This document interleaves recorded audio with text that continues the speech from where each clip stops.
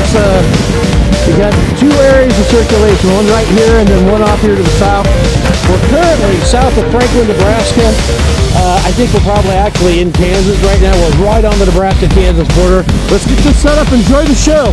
It's gonna be a good day. We haven't had a storm in, what, 2 months?